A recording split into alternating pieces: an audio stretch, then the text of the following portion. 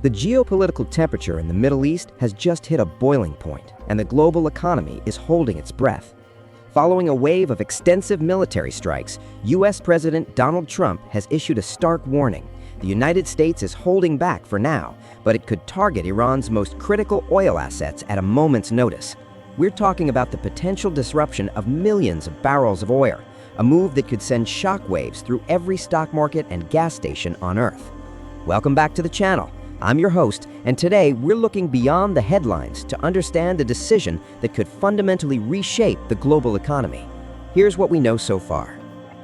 To understand the gravity of this situation, let's look at the facts on the ground. In a recent large-scale military operation, U.S. forces reportedly executed precision strikes on Kharg Island. If you aren't familiar with Kharg Island, it is effectively the crown jewel of Iran's energy sector, located just a few miles off the Iranian coast in the Persian Gulf. According to the White House and U.S. Central Command, these recent strikes successfully targeted military sites, missile storage, and naval infrastructure. However, a highly calculated decision was made.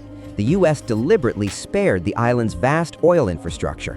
Trump stated that the military left a buffer around the pipes, preserving the oil facilities because rebuilding them would take years. But this restraint came with a massive caveat. Trump has openly warned that if Iran interferes with commercial shipping in the Strait of Hormuz, he could easily reverse this decision, noting the U.S. could neutralize those oil facilities within minutes. While the U.S. Energy Secretary has stated there are currently no plans to target the oil industry directly, the administration's rhetoric makes it explicitly clear that Iran's energy lifeline is officially on the table as a strategic bargaining chip. So why is this specific island so crucial, and how does this affect the rest of the world? To understand the broader picture, we have to look at the global financial machinery. Kharg Island is not just a port, it is the absolute epicenter of Iran's oil-based economy. Roughly 90% of Iran's crude oil exports move through the deep-water facilities on this tiny piece of land. Taking those assets offline wouldn't just paralyze Tehran's government revenues, it would instantly remove well over 1 million barrels of oil per day from the global market. The primary buyer of that oil is China. A disruption here ripples directly into the industrial output and energy security of the world's second-largest economy. But the financial contagion doesn't stop there. The island sits just north of the Strait of Hormuz, a maritime choke point through which about 20% of the world's entire energy supply passes.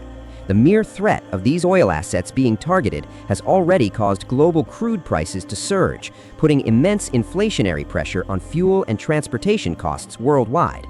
Historically, targeting an adversary's economic engine is a classic pressure tactic. By holding Kharg Island's oil infrastructure hostage, the U.S. is applying a maximum pressure strategy to force a diplomatic or strategic concession without escalating into a protracted ground conflict. It's a high-stakes game of economic chess. Control the flow of oil, and you control the geopolitical leverage. However, if the U.S. does decide to strike, it risks triggering a retaliation that could paralyze the entire Gulf energy network. In summary, the U.S. has demonstrated it has the capability to dismantle Iran's oil economy at any time, but is currently using that threat as maximum leverage to keep the Strait of Hormuz open and secure international shipping. The situation is balancing on a razor's edge, and global markets are watching every single move. Now, I want to hear from you. Do you think holding these oil assets at risk will successfully force a diplomatic resolution, or is it pushing the global economy dangerously close to a severe energy crisis? Let me know your thoughts in the comments below.